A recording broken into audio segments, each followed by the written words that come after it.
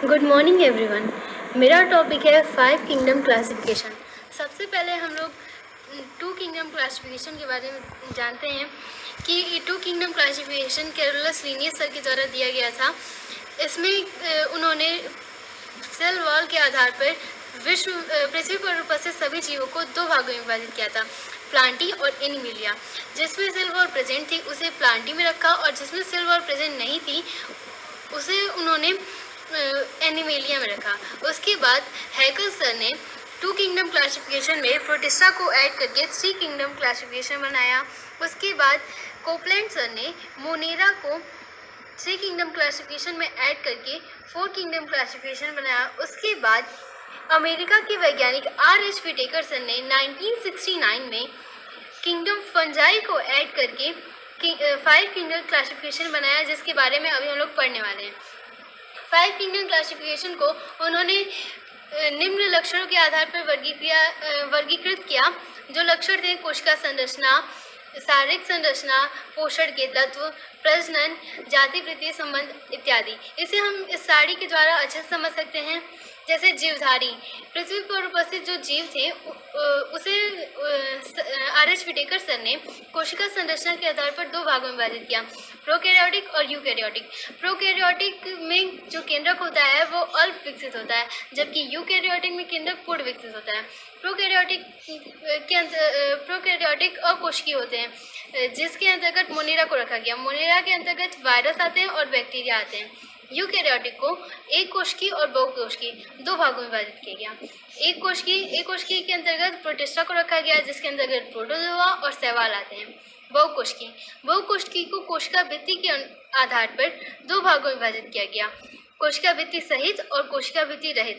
अर्थात जिसमें कोशिका भित्ति उपस्थित थी उसे पुनः 2 भागों में विभाजित किया क्लोरोफिल के आधार पर, क्लोरोफिल विहीन मृतपोषी और क्लोरोफिल युक्त स्वपोषी। क्लोरोफिल विहीन मृतपोषी अर्थात जिसमें क्लोरोफिल उपस्थित नहीं है, और मृतपोषी अर्थात जो सूक्ष्म जीवों से, मृत सूक्ष्म जीवों से अपना भोजन प्राप्त करते हैं। इसके अंतर्गत उन्होंने कवक को रखा, कवक जगत को रखा। और क्लोरोफिल युक्त स्वपोषी अर्थात जिसमें क्लोरोफिल उपस्थित है और वे प्रकाश संश्लेषण की क्रिया द्वारा अपना भोजन स्वयं बनाते हैं, उसे उन्होंने पादप जगत के अंतर्गत रखा। कोशिका भित्ति रहित अर्थात जिसमें कोशिका भित्ति प्रेजेंट नहीं है, इसके अंतर्गत उन्होंने जंतु जगत को रखा। चूँकि जंतु जगत अर्थात ह्यूमन में अर्थात हम में कोशिका भित्ति नहीं पाई जाती है, अतः हमारी स्किन सॉफ्ट होती है, जबकि पादप जगत जिसमें कोशिका भित्ति प्रेजेंट होती है, जिसके कारण उनकी सेल वॉल कड़ी होती है।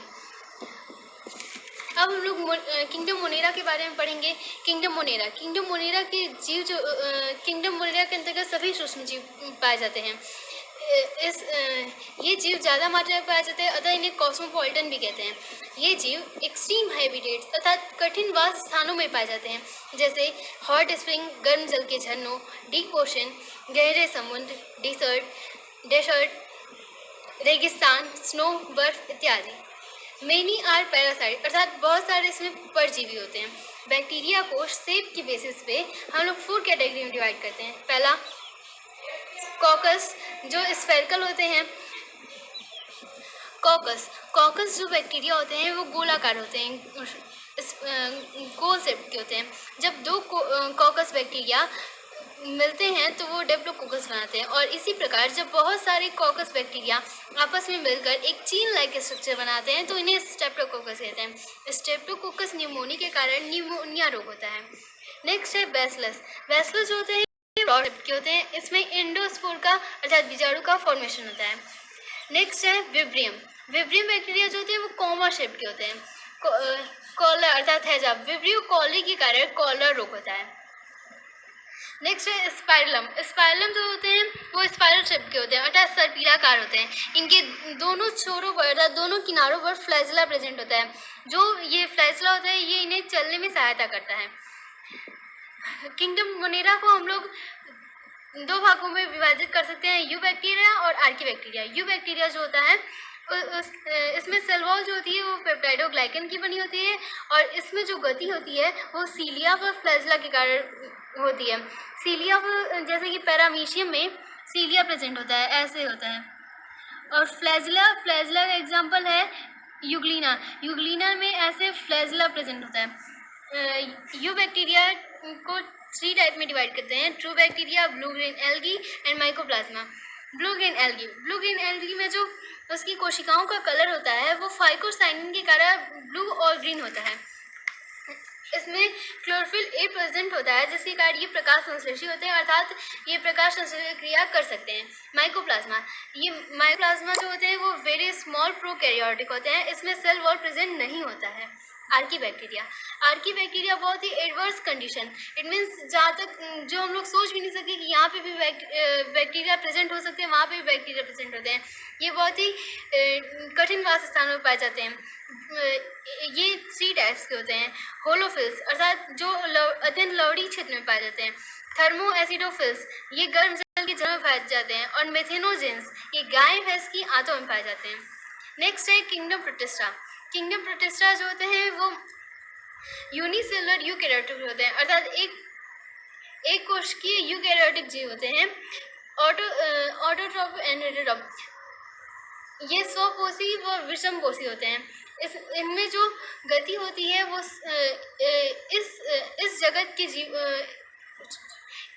कुछ जीवों में गति जो होती है वो सीलिया और फ्लैजिला के कारण होती है। इनमें एसेक्सुअल रिप्रोडक्शन अर्थात अलैंगिक जन्म के द्वारा ये जीव प्रजनन की क्रिया करते हैं। किंगडम प्रोटिस्टा को प्रोकैरियोट और यूकैरियोटिक के बीच की कड़ी कहा जाता है। किंगडम प्रोटिस्टा को हम लोग निम्न भागों में डिवाइड कर सकते हैं: Chrysophyta, dinoflagellates, euglenoids, slime moulds और प्रोटोजोआ। क्राइसोफाइटा में डायटम्स और डेस्मिड आते हैं। डेस्मिड को हम लोग गोल्डन एल्गी भी कहते हैं। ये फ्रेश वाटर, स्लैन वाटर अर्थात लवड़ी जल में प्रेजेंट होते हैं। मेन सोर्स ऑफ डायटम्स ये समुद्र के प्रमुख उत्पादक होते हैं डायटम्स, और डायटम्स को हम लोग समुद्री मोती भी कहते हैं। डाइनोफ्लैजिलेट्स समुद्री एवं प्रकाश संश्लेषी होते हैं। जब रेड डाइनोफ्लैजिलेट्स अधिक संख्या में विस्फोट करते हैं उसके कारण जो समुद्र है वो लाल कलर का दिखाई देने लगता है। यूग्लिनॉइड्स ये सनलाइट की प्रेजेंस में ऑटोट्रॉपिक अर्थात स्वपोषी की तरह व्यवहार करते हैं, परंतु सनलाइट की अनुपस्थिति में ये हेटेरोट्रॉपिक अर्थात विषमपोषी की तरह व्यवहार करते हैं। स्लाइम मोड्स ये यूनिसेलुलर एक्वेटिक होते हैं, अर्थात एक कोशिकीय जलीय जीव होते हैं। इनका ये जलीय क्षेत्रों में अपघटक का कार्य करते हैं। नेक्स्ट है प्रोटोजोआ, ये परपोषी होते हैं और एक कोशिकीय स्वतंत्र रहने वाले जलीय प्राणी भी होते हैं। किंगडम फंजाई पियरे एंटोनियो माइकेली ने 1729 में नोवा प्लेंटेरम जेनेरा नामक अपनी बुक में 900 फंजाई के बारे में बताया था, जिसके कारण उन्हें फादर ऑफ माइकोलॉजी भी कहा जाता है। Father of Indian mycology and plant pathology E J Butler sir को कहा जाता है। फंजाई जो होते हैं वो ओमनी प्रेजेंट होते हैं अर्थात सर्वव्यापी होते हैं। ये हवा, जल, मिट्टी, पौधे और एनिमल सभी जगह पाए जाते हैं और ये गर्म और नम स्थानों पर इजीली ग्रो कर जाते हैं। हाइफा इनका शरीर धागों की संरचना से बना होता है जिसे हाइफा कहते हैं। अधिकतर कवक जो होते हैं वो परपोषित होते हैं। नेक्स्ट है किंगडम प्लांटी, ये मल्टीसेलुलर और यूकैरियोटिक होते हैं। इनमें क्लोरोफिल प्रेजेंट होता है, अतः ये ऑटोट्रॉपिक होते हैं अर्थात स्वपोषी होते हैं। फोटोसिंथेसिस की क्रिया से ये कार्बोहाइड्रेट का उत्पादन करते हैं। किंगडम प्लांटी को हम लोग निम्न भागों में वर्गीकृत कर सकते हैं। पहला है थैलोफाइटा में लीफ, रूट, स्टेम ये सब एब्सेंट होता है, जिसके कारण इनके शरीर को थैलस कहते हैं। या there is no differentiation of tissues in them, हम इनमें ऊतकों का विभेदीकरण अर्थात ऊतक को हम लोग पहचान नहीं सकते कि ये पत्ती है, जड़ है या तना है। फॉर एग्जाम्पल के लिए क्लेमाइडोमोनास और स्पाइरोगाइरा। नेक्स्ट है ब्रायोफाइटा जो होते हैं वो थैलोफाइटा से कॉम्प्लिकेटेड होते हैं। इनमें stem, leaf, root like structure यानी मूलाभास, इसमें स्टेम रूट प्रेजेंट होते हैं। ये रूट लाइक स्ट्रक्चर जो होते हैं वो जल और लवण मिट्टी से एब्जॉर्ब करते हैं। फॉर एग्जांपल के लिए मास और रेक्सिया। टेरिडोफाइटा में जाइलम और फ्लोएम प्रेजेंट नहीं होते हैं, फुली डेवलप्ड नहीं होते हैं।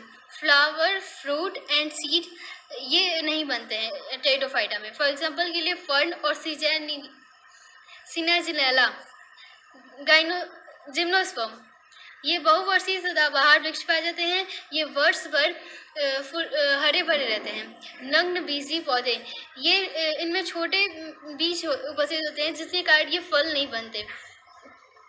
फॉर एग्जांपल के लिए साइकस और पाइनस। एंजियोस्पर्म, ये एक वर्षीय, द्विवर्षीय और बहुवर्षीय पौधे होते हैं। फ्लावर, फ्रूट एंड सीड इसमें प्रेजेंट होते हैं। सीड की उपस्थिति के आधार पर इन्हें दो भागों में विभाजित किया गया है, एक वर्षीय, एक बीजपत्री और द्विबीजपत्री। एक बीजपत्री वे होते हैं जिनमें अपस्थानिक जड़ें पाई जाती हैं। अपस्थानिक अर्थात रेशेदार, अपस्थानिक और रेशेदार जड़ें। और द्विबीजपत्री में मूसला जड़ें पाई जाती हैं, अर्थात इसमें एक जड़ में से दूसरा जड़, दूसरे में से तीसरा जड़ ऐसे निकलता है। तो एक बीजपत्री और द्विबीजपत्री के आधार पर विभाजित किया गया है। तो एक बीजपत्री का एग्जाम्पल है नारियल और ताड़, और द्विबीजपत्री का एग्जाम्पल है नीम और आम।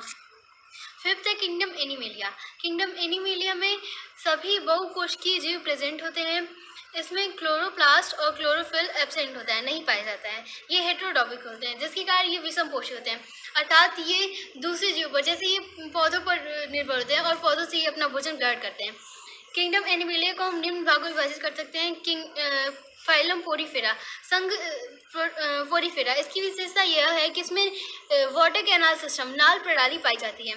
इस संघ के सभी जीव मल्टी सेलुलर, बहुकोशिकीय होते हैं, और many cells are present but they not form, unable to form tissue. इसमें बहुत सारे कोशिकाएं पाई जाती हैं परंतु वे ऊतक का निर्माण नहीं कर सकती। फॉर एग्जाम्पल के लिए साइकॉन और यूस्पंजिया। फाइलम सिलेंड्रेटा, इनके सिरों पर मुख पाया जाता है और उस पर स्पर्शक उपस्थित होते हैं। इनमें गुदा अनुपस्थित होती है। इनमें दंश कोशिकाएं पाई जाती हैं जिसके कारण ये अपने शिकार